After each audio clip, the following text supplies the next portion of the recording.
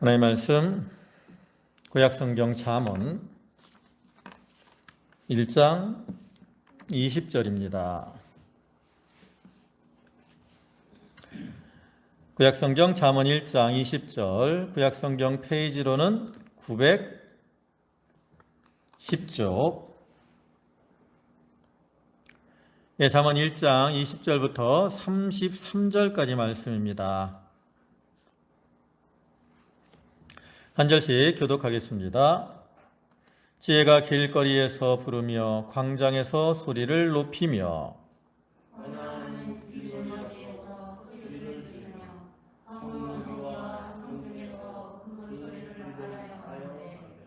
너희 어리석은 자들은 어리석음을 좋아하며 거만한 자들은 거만을 기뻐하며 미련한 자들은 지식을 미워하니 어느 때까지 하겠느냐.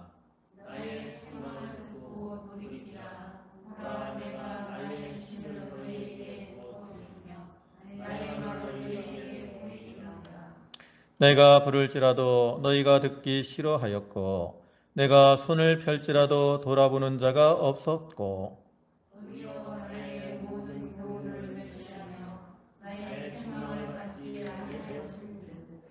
너희가 재앙을 만날 때에 내가 웃을 것이며 너희에게 두려움이 임할 때에 내가 비웃으리라.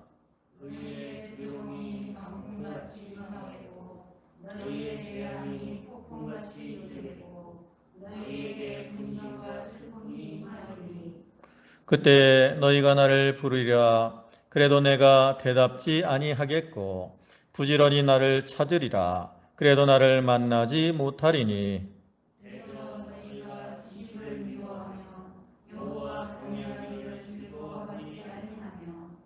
나의 교훈을 받지 아니하고 나의 모든 책망을 업신여겼음이라.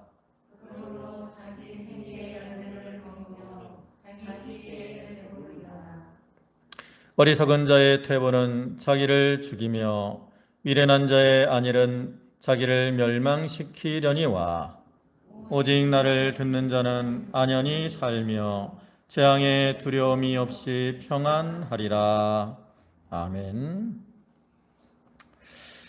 오늘 잠언 1장 20절부터 끝에 33절까지 말씀을 보셨는데 우리가 앞에 단락인 8절부터 19절까지에서는 인간의 모든 생활 가운데서 그 악인의 유혹을 경험할 수 있는데 우리가 이러한 악인의 유혹에 빠지게 될 때 영원한 멸망에 이르게 되기 때문에 그 악인의 유혹을 피하는 것이 지혜로운 것이다 라고 말을 함으로써 그 지혜의 어떤 현실적 적용면에 있어서 그 소극적인 측면을 이렇게 언급을 했었는데 여기 이어지는 본 단락에서는 그러한 악한 자들의 유혹과는 대조되는 그 의인화된 지혜가 인간을 초청하고 있는데 이러한 초청에 응할 때와 응하지 않을 때에 임하게 되는 결과에 대해서 여기서 우리에게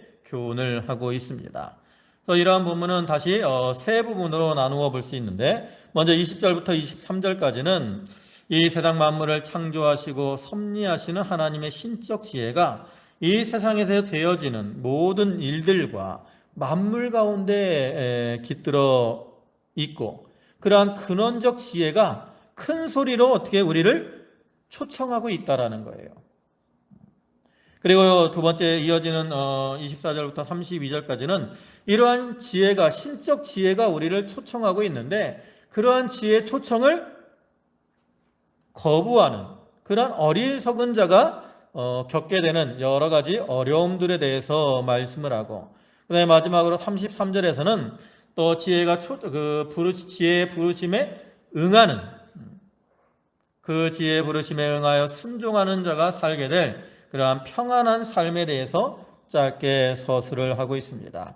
또 우리가 이러한 내용을 통해서 몇 가지 영적 교훈을 얻을 수 있는데 첫째로는 하나님의 자녀로 부르심을 받은 성도는 이렇게 하나님의 신적 지혜가 기록된 성경 말씀을 이렇게 생활의 어떠한 기준으로 삼고 이에 순응하는 삶을 살아야 된다라는 거. 그 다음에 둘째로는 우리의 인간의 삶을 인도하는 지혜는 이 성경뿐만 아니라 다른 부모의 권유나 또 역사의 교훈이나 삶의 여러 가지 양상 가운데서도 이렇게 발견할 수 있다라는, 또 우리가 그런 것들을 통해서도 생활의 지혜를 깨달아야 되고, 그 지혜를 깨닫기 위해서 노력할 뿐만 아니라 이렇게 지혜의 부르심에 불응할 때 겪게 되는 여러 가지 비참함을 기억하고 우리에게 영적 지혜를 주시고 우리를 불러주신 그 은혜에 감사하면서 그 하나님의 부르심에 응답함으로, 그 지혜의 부르심에 응답함으로 복된 삶을 살아가는 그러한 자들이 다 되어야 된다는 겁니다. 이제 본문을 보시면 20절에 지혜가 길거리에서 부르며 광장에서 소리를 높이며 헌화하는 길머리에서 소리를 지르며 성문 어귀와 성중에서 그 소리를 발하여 가로되 너희 어리석은 자들은 어리석음을 좋아하며 거만한 자들은 거만을 기뻐하며 미련한 자들은 지식을 미워하니 어느 때까지 하겠느냐. 그 앞에서 악한 자들의 유혹을 그 시초부터 철저히 경계할 것을 권면했던 솔로몬은 여기서부터는 지혜를 의인화해서 지혜가 우리를 부르는데 그러한 부르심에 응답하라, 이렇게 교훈을 합니다. 그래서 어리석은 자들, 또 지혜가 주는 교훈을 멸시하는 자들, 미련한 자들이 있는데 그러한 자들에게 너희는 지혜가 너희를 부를 때 그 부르심을 듣고 응답하여 나아가야 된다는 것. 그렇지 않으면 너희가 하나님의 심판을 당할 수밖에 없다, 이렇게 교훈을 하는 거죠.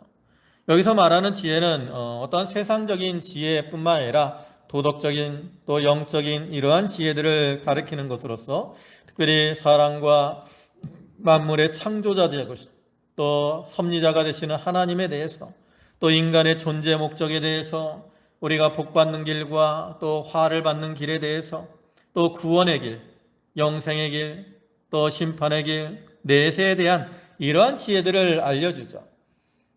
그리고 이러한 지혜의 궁극적인 건 뭐냐? 바로 예수 그리스도가 지혜입니다. 그래서 하나님께서 예수 그리스도를 통해서 우리를 부르시고 우리를 어디에게로 인도한다는 거예요? 하나님에게로 인도하셔서 우리가 복된 삶을 살아가게 한다는 거죠. 부를 때 어디서 부른다 그랬어요? 길거리에서 부르고 광장에서 부르고 그 다음에 헌화하는 길머리에서 부르고 성문 어귀에서도 부르고 성중에서도 부른다 그랬어요. 여기 길거리는 사람들이 많이 왕래하는 그러한 장소를 가리키고, 광장도 성문 앞에 그 아주 넓은 이러한 장소로서 거기도 사람이 많이 모일 수 있는 곳을 가리키고, 또 헌화하는 길머리라는 것은 사람이 많이 모여갖고 시끄러운 그러한 자리를 가리키고, 또 성문 어귀도 성문의 어떠한 중심적인 회집의 장소를 가리켜요. 그러니까 이렇게 사람들이 많이 모이는 이런 곳에서 지혜가 큰 소리로 부르고 있다라는 거죠. 그래서 이러한 말은 지혜가 얼마나 중요한 것인가, 또 지혜가 얼마나 공공연하게 우리를 부르고 있는가, 이것을 보여주는 거죠. 하나님의 부르심은 은밀한 게 아니라는 거예요. 몰래 야 너만 이리 와서 예수 믿고 구원받아, 이거 아니라는 거죠. 하나님께서 우리를 부르실 때는 다 드러내놓고 모든 사람들에게 너희 예수 믿고 구원받아라, 너희 내가 주는 지혜를 받고 복받는 길로 걸어가라, 하나님은 다 드러내놓고 이렇게 부르고 계신다는 거예요. 그래서 이렇게 하나님이 이렇게 중요한 그 지혜를 가지고 또 공공연하게 드러내놓고 우리를 부르시기 때문에 우리가 그것을 얻기 위해서 힘을 써야 된다는 거죠. 지혜는 각처에서 이렇게 어리석은 자들에게 돌아오라고 참 부르짖고 있기 때문에 우리가 귀를 기울이기만 하면 어디서나 이러한 지혜의 부르는 소리를 들을 수가 있어요. 하나님께서 오늘날에도 여러 가지 모습으로 우리를 부르시죠. 성령으로 우리를 감동시켜서 참 지혜 되시는 예수 그리스도에게로 돌아오라고 우리를 부르십니다. 또 우리의 선한 양심을 통해서 우리를 감동하셔가지고 우리를 하나님께로, 예수 그리스도에게로 돌아오라 또 부르짖죠. 또한 각처에서 하나님 말씀을 이렇게 사람들에게 전파해서 그들을 생명의 길로 인도하시려고 부르짖고 계십니다. 그래서 로마서 10장 8절을 보면 그러면 무엇을 말하느뇨? 말씀이 내게 가까워 내 입에 있으며 내 마음에 있다 하였으니 곧 우리가 전파하는 믿음의 말씀이라 그랬어요. 이와 같이 말씀이 우리에게 가까이 있어요. 그래서 우리가 이렇게 가까이서 우리를 부르는 그 지혜의 부르심, 그 부르심을 듣고 이제 회개하고 돌이키면 바로 설 수가 있는 것이고 또 바른 길을 걸어갈 수 있다라는 거죠. 그런데 이렇게 부르는데 22절에 뭐라고 합니까? 그러나 너희 어리석은 자들은 어리석음을 좋아하며 거만한 자들은 거만을 기뻐하며 미련한 자들은 지식을 미워하니 어느 때까지 하겠느냐. 이렇게 지혜가 여러 장소에서 공공연하게 선포되고 부르고 있지만 그것을 부인하는, 무시하는 그러한 사람들이 있다는 거죠. 여기선 대표적인 세 종류의 사람을 얘기하잖아요. 어리석은 자, 또 거만한 자, 미련한 자. 여기서 어리석은 자라는 것은 지혜에 무관심한 자로서 어떠한 일을 깊이 생각하지 않고 경솔히 처리함으로써 이렇게 쉽게 유혹에 넘어가는 이러한 사람을 가리킵니다. 또 거만한 자는 지혜를 우습게 여기고 조롱하는 자, 다시 말해서 남에게 큰 소리 치는 것을 즐겨워하는 교만한 사람을 가리키고요. 미련한 자라는 것은 고집이 세고 완고한 자예요. 그래서 이러한 자들은 남의 충고를 무시하고 자기 멋대로 행동하는 이러한 자들을 가리키죠. 그래서 이러한 자들은 다 지혜의 부르심을 어떻게 해요? 무시한다고. 특별히 여기 보면 미련한 자는 지식을 미워하니 그랬잖아요. 지식을 미워하니. 왜 이들은 지식을 미워하느냐? 이 지혜와 지식은 같은 의미로서 왜 이걸 무시하냐면 그 지식이 자기를 어떻게 구속하는 것처럼 여겨진다라는 거죠. 우리가 예수 믿다 보면 하지 말라는 것들이 있잖아요. 또 이렇게 억지로 해야 되는 것처럼 여겨지는 것들이 있어요.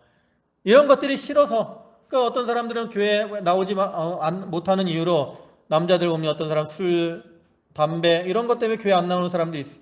교회 가면 술 먹지 말라 그러고 담배 피지 말라 그러니까 그거 싫다고 안 나오는 사람들이 있어요. 또 어떤 사람들은 교회 가면 헌금하라 그런 데서 또 그거 싫어해서 안 오는 사람들도 있어요. 이러한 사람들이 다 어떤 사람이라는 거예요? 미련한 사람이라는 거죠.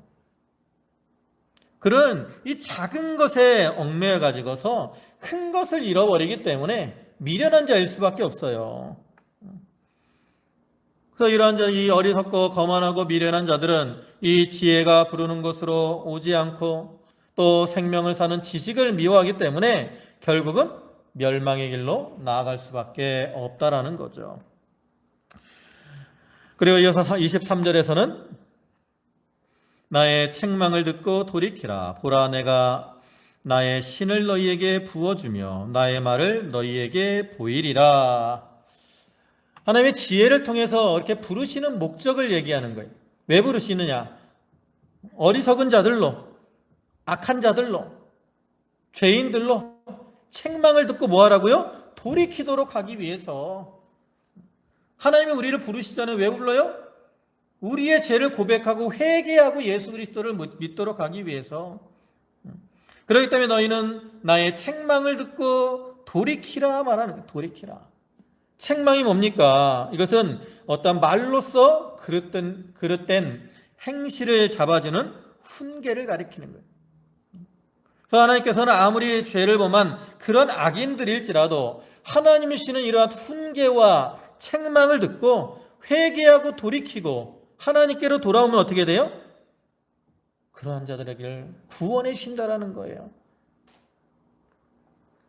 또한 보라, 내가 나의 신을 너희에게 부어주며 나의 말을 너희에게 보이리라.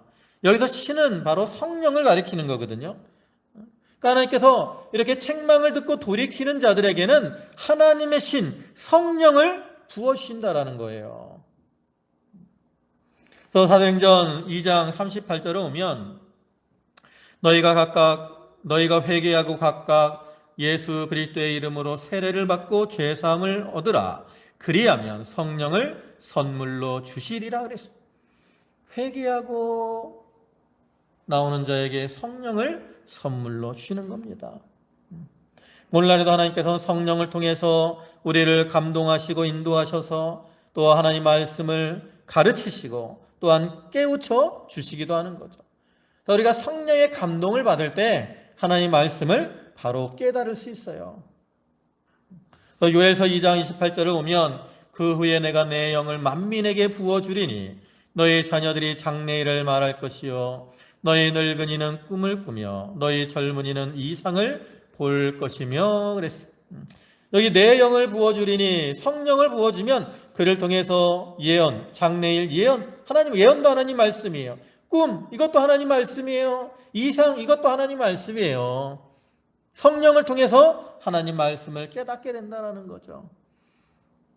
그래서 성령을 통해 하나님 말씀을 깨달으니까 그 말씀대로 순종하게 되고 그러한 자가 복된 삶을 살아가게 된다는 거죠. 근데 어떤 자들에게 그러한 은혜를 주느냐? 하나님의 책망을 듣고 돌이킬 때 회개하고 돌이키는 자에게 하나님이 성령의 은혜를 더하여 주시는 거예요.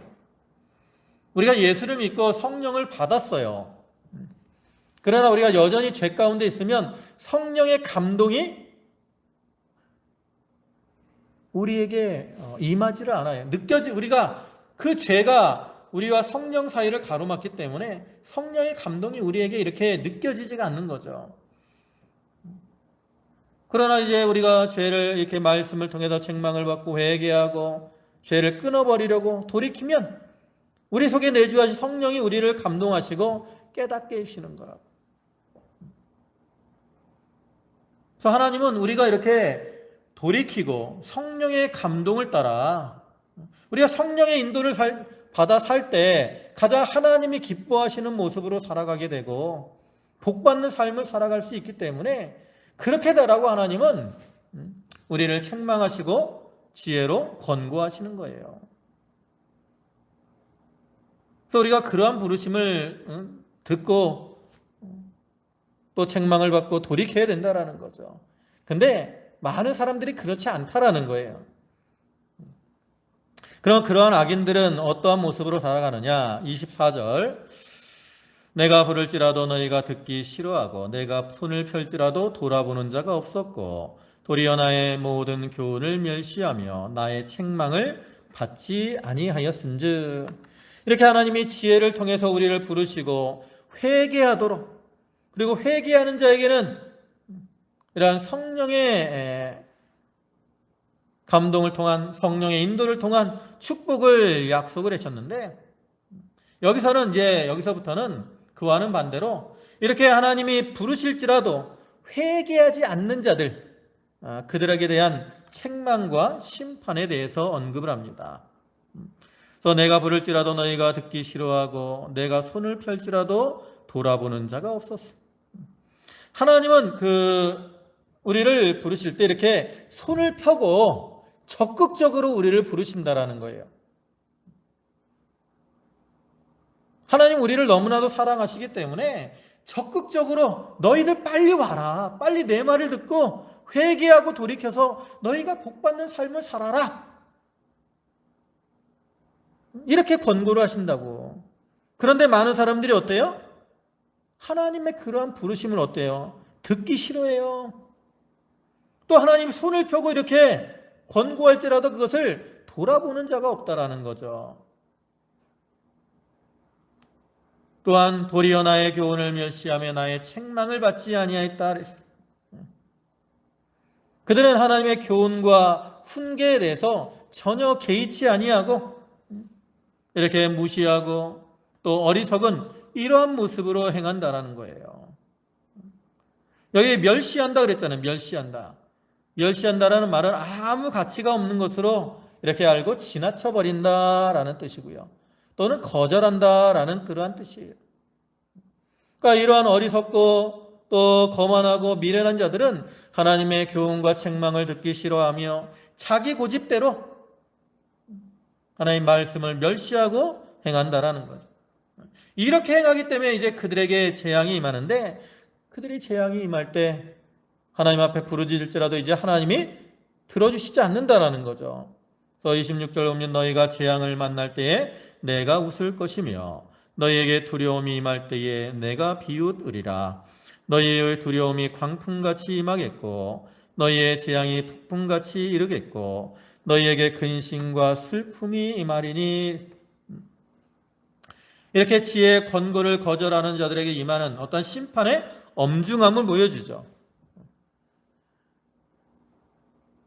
그 얼마나 엄중한지, 하나님이 그들이 이렇게 재앙이 임할 때 그 재앙으로 인해서 고통을 당하면서 이제 어떻게 하겠어요? 의지할 바가 없으니까 이제 하나님 앞에 부르짖을 수밖에 없다라는 거죠. 근데 그렇게 그들이 후회하면서 하나님 앞에 부르짖어도 하나님이 그들을 어떻게 해요? 비웃어요. 그들이 재앙당하는 거 보면 하나님이 오히려 기뻐하신다라는 거죠. 하나님이 긍휼히 여겨주셔야 되는데 그들이 당하는 재앙에 대해서 하나님이 이렇게 비웃고 그렇게 있으니 얼마나 참 고통이 크겠습니까? 또한 이어서 너희의 두려움이 광풍같이 임하겠고 너희의 재앙이 폭풍같이 이르겠고 그랬습니다. 그들이 지혜의 훈계와 책망을 완간히 거부할 때 그 악인들에게 이러한 어떠한 심판이 임하는데, 여기서 광풍이나 폭풍이라는 단어를 사용해서 표현을 했어요. 이렇게 우리가 세상에서 광풍이 불고 폭풍이 닥쳐오면 인간의 힘으로 그걸 어떻게 제재할 수가 있나요? 막을 수가 있어요? 태풍이 몰려오면 인간들이 이제 대비를 하게 하지만 인간의 힘으로 그러한 태풍이나 광풍 이런 것들을 막을 수가 없다고.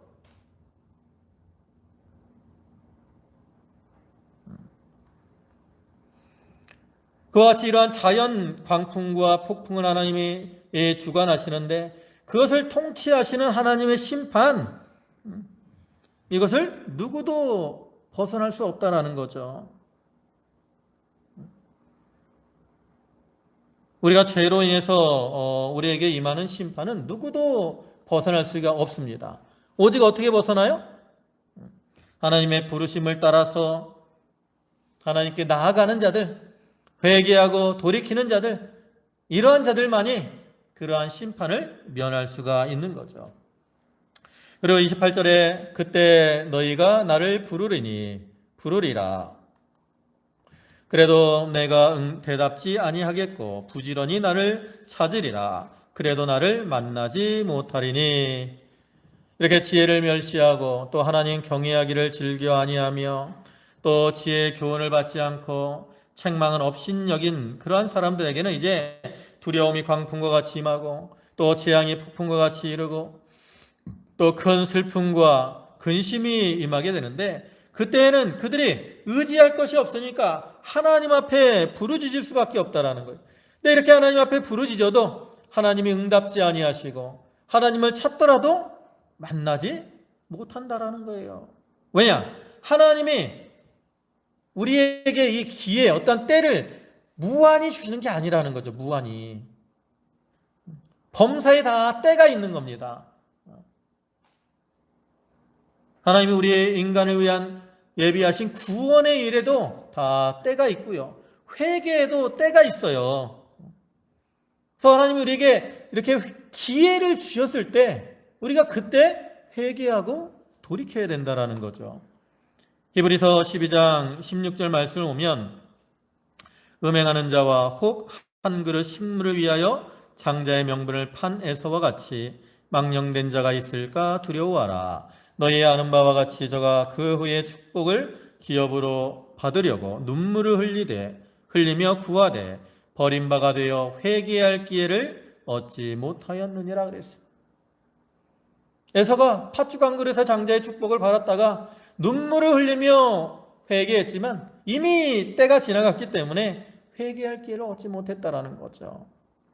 또 고린도후서 6장 2절에서도 이르시되 내가 은혜 베풀 때에 너에게 듣고 구원의 날에 너를 도왔다 하셨으니 보라 지금은 은혜 받을 만한 때요 보라 지금은 구원의 날이로다.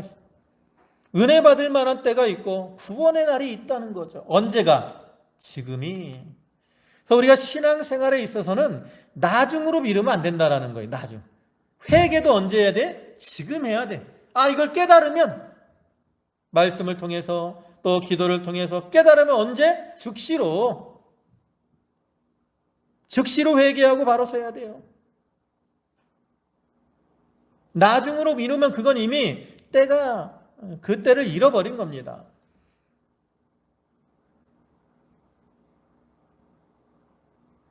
세상 말에도 그런 이야기가 있어요. 이 기회라는 게 이제 사람으로 표현하면 앞에는 머리가 있고 뒤에는 머리가 없는, 그러니까 앞에만 이렇게 머리가 있는 사람과 같다는. 그래서 지혜가 올 때 앞에 머리를 확 잡지 않으면 지혜가 딱 지나가기 때문에 뒤에는 머리가 없기 때문에 잡을 수가 없다라는 거예요. 세상 기회도 마찬가지예요. 세상의 기회도 올 때 잡아야 돼. 머뭇머뭇하면 벌써 지나가는 거라고. 신앙적인 면에서도 마찬가지예요. 하나님이 우리에게 기회를 주시고 은혜를 주실 때 그때 우리가 그 기회를 잡아야 돼. 깨닫고 회개하고 돌이키고 바로 서야 됩니다. 나중으로 천천히 나중에 잘 맺겠습니다. 이거 없다고. 여러분 나중에 내가 몇 년을 살지 어떻게 합니까? 우리가 저도 이제 50대지만 50대면 요즘 80대, 90대까지도 많이들 사시잖아요. 그러니까 우리가 오래 살 거라고 생각하지만 또 어떨 때 보면 갑자기 저희 동기들도 이제 고등학교 동창들도 보면 가끔 이렇게 병으로 사고로 죽었다는 이런 조문들이 이제 오거든요. 아무도 그런 생각을 하지도 않아요. 저 나이 또래 사람이 죽을 거라고 누가 상상을 하겠습니까? 근데 가끔 그런 일들이 생긴다고. 우리는 한 치 앞도 우리가 장담할 수 없는 게 우리 인간들이잖아요. 하나님이 지금 나에게 기회를 주실 때 우리가 그때 바로 하고 그때 하나님의 뜻대로 바로 살아가야 됩니다. 그리고 29절에 대저 너희가 지식을 미워하며 여호와 경외하기를 즐거워하지 아니하며 나의 교훈을 받지 아니하고 나의 모든 책망을 업신 여겼음이라 그랬습니다. 여기서는 이제 악인들이 하나님의 심판을 당할 수밖에 없는 필연적인 이유에 대해서 말을 하죠. 그래서 너희가 지식을 미워하며 여호와 경외하기를 즐거워하지 아니하며 그랬습니다. 이들은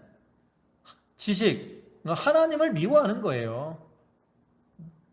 하나님에 대한 존경과 사랑의 감정이 없다고. 그렇기 때문에 그들은 하나님 말씀도 무시하는 것이고, 그렇기 때문에 그들은 하나님의 심판을 자초하는 거죠. 이렇게 심판을 자초하기 때문에 그들에게 하나님의 심판이 임할 수밖에 없는. 또한 나의 교훈을 받지 아니하며 나의 모든 책망을 업신여겼다 그랬습니다. 하나님이 주시는 교훈, 즉 지혜의 부르심을 받지 않았을 뿐만 아니라 하나님의 책망을 업신여기고 멸시하고 나갔어요. 근데 이렇게 하나님의 책망을 업신여기고 멸시하고 나가는 건 결국 누구를 업신여기고 멸시하는 거예요? 하나님을 멸시하고 하나님을 업신여기는 것이 된다라는 거죠. 그래서 이렇게 하나님을 멸시하고 하나님을 업신여기니까 어떻게 되겠어요? 당연히 그들에게 하나님의 심판이 임할 수밖에 없다라는 거죠. 그러면서 31절에서는 그러므로 자기 행위의 열매를 먹으며 자기 꾀에 배부르리라. 이 말은 악인들에게 임한 재앙은 결국 자기들의 행한 그 일에 대한 열매라는 거예요. 열매.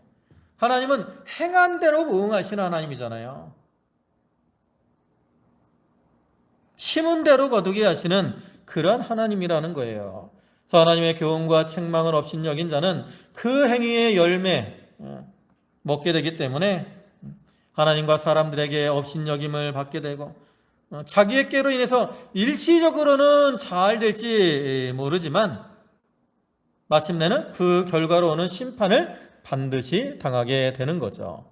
그리고 32절에 어리석은 자의 퇴보는 자기를 죽이며 미련한 자의 안일은 자기를 멸망시키려니와 오직 나를 듣는 자는 안연히 살며 재앙의 두려움이 없이 평안하리라. 여기서 마지막으로 어리석은 자의 멸망과 그 순종하는 자의 안연함에 대해서 이렇게 대조적으로 말씀을 하고 있습니다. 그래서 어리석은 자의 퇴보는 자기를 죽이며 그랬어요. 이 어리석은 자의 퇴보, 이 말은 돌아서다라는 뜻인데 반역이나 거부를 여기서는 의미하는 겁니다. 그러니까 하나님의 교훈하시는 그 훈계, 지혜, 이것을 거부하는 어리석은 자들의 행위는 자기를 죽인다는 거예요. 자기의 생명을 잃게 하는 그러한 결과를 초래하고 만다라는 거죠. 또한 미련한 자의 안일은 자기를 멸망시키려니와, 여기 안일이라는 말이 여기서는 부정적인 의미로 사용이 되어가지고 게으르고 나태하게 사는 것을 의미하는. 그러니까 이거는 영적이고 영적인 그러한 게으름, 하나님의 교훈과 어떠한 책망에 대해서 깨달으려고 하지 않는 그런 안일함을 가리키는 거죠. 그래서 그러한 자들의 결과는 뭐예요? 멸망이라는 거예요. 예수님께서도 누가복음 12장을 보면 그 미련한 부자에 대해서 말하잖아요. 그 미련한 자가 육신적으로 잘된 거 보고 내 영아 기뻐하고 즐거워하라 이렇게 말하지만 어리석은 자여 예수님이 책망하신다고. 그런 육신적인 거 아무리 추구해도 그거 하나님이 생명을 빼앗아 데려가시면 그거 다 헛된 건데 왜 거기에 몰두를 하느냐? 그거 어리석은 것이다 이렇게 책망을 하는 거예요. 우리가 세상적인 것 따라가는 거, 세상적인 것을 따라가다가 영적인 안일에 빠지는 거, 이거 다 미련한 자고 그 길은 멸망의 길이라는 거죠. 그와 반대로 오직 나를 듣는 자는 안연히 살며 재앙에 두려움이 없이 평안하리라. 이렇게 지혜를 무시하고 나가는 일 어리석고 거만하고 미련한 자들과는 달리 이렇게 하나님의 말씀을 듣고 하나님의 뜻에 순종하는 자들은 하나님의 주시는 은혜와 복을 누린다는 거예요. 그래서 그들은 안연히 살며 재앙에 대한 두려움이 없어요. 안연하다는 게 뭡니까? 평안한 거예요. 평안한 거. 말씀을 따라 사는 자들은 하나님이 함께 하시면서 그들을 지키시고 보호하시기 때문에 어느 곳에 있든지 그들은 안연합니다. 평안해요. 또 두려움이 없어요. 왜? 하나님이 지켜주시기 때문에. 그래서 사망의 음침한 골짜기를 다닐지라도 해를 두려워하지 않을 것은 주께서 나와 함께 하심이라 그랬잖아요. 하나님이 함께 하시는 자는 어떠한 자리에 있든지 두려움이 없다고. 그 가운데서 평안할 수 있어요. 그래서 이렇게 솔로몬은 그 어리석은 자들을 향해서 이렇게 지혜가 너희를 부르는데 그 지혜를 따라가지 않으면, 그 지혜의 부르심에 응하지 않으면 너희가 멸망을 당하고 심판을 당할 수밖에 없다. 그러니까 그러한 자들이 되지 말고 이 지혜의 부르심에 응해서 하나님 앞에 나아감으로 이렇게 하나님 안에서 안연히 평안을 누리며 사는 자들이 되어라. 이렇게 권고를 하고 있는 거죠. 우리가 오늘날 우리들도 이러한 어떤 가르침을 잘 기억하고 하나님의 말씀을 통해서 우리가 부르실 때 우리가 그 말씀의 인도를 따라서 하나님의 뜻대로 행함으로 이렇게 하나님 안에서 안연함과 평안을 누리며 사는 그러한 성도들이 다 되시기를 주님의 이름으로 축원합니다. 아멘. 기도하시겠습니다. 만유의 주가 되시고 만복의 근원이 되시는 주님, 이렇게 지혜가 길머리에서 또 성광장에서 헌화하는 길가에서 또 성문 어귀와 성중에서 이렇게 소리로 우리를 부르는데 아버지 하나님 많은 어리석은 자들이 또 거만한 자들이 미련한 자들이 그 지혜의 부르심을 거역하고 아버지 하나님 잘못된 길로 행하다가 멸망의 길로 심판의 길로 나아가고 있습니다. 아버지 하나님 하나님께서 우리를 책망하시며 돌이키라 하시고 또 돌이키는 우리에게 성령을 부어신다고 하였사오니 제가 이러한 은혜를 깨닫게 하시고 이제 하나님이 이러한 기회를 주셨을 때 아버지 앞에 나아가서 하나님과 동행하며 하나님의 뜻을 따라 행함으로 주여 저희가 안연히 살며 또 평안을 누리며 사는 성도들이 다 되게 하여 주시옵소서. 아버지 하나님 당장 여러 가지 시험과 환난이 저희 앞에 닥쳐올지라도 그를 통해서 또한 하나님이 우리를 부르심을 깨닫게 하여 주시옵소서. 회당장 야이로가 딸이 죽어갈 때 주님 앞에 나왔고 그를 통해서 달리다금의 역사를 체험했던 것처럼 오늘날 우리들도 여러 가지 환난을 통해서 주님께 나아갈 때에 주여 주님이시는 그 놀라운 역사와 은혜를 체험하게 될 수 있음을 믿습니다. 그 믿음 가운데 부르심을 따라 행하는 저희 성도들 다 되게 하여 주시옵소서. 아버지 하나님 이렇게 이제 올해도 3개월 정도 남았습니다. 결실의 계절이 되었는데 저희가 자기를 돌아보고 이제 하나님 앞에 믿음의 열매들을 잘 맺혀나갈 수 있도록 자기를 돌아오며 또 마무리를 잘 해나가는 그러한 성도들 될 수 있도록 도와주시옵소서. 모든 말씀 예수님의 이름으로 기도 올리옵나이다. 아멘.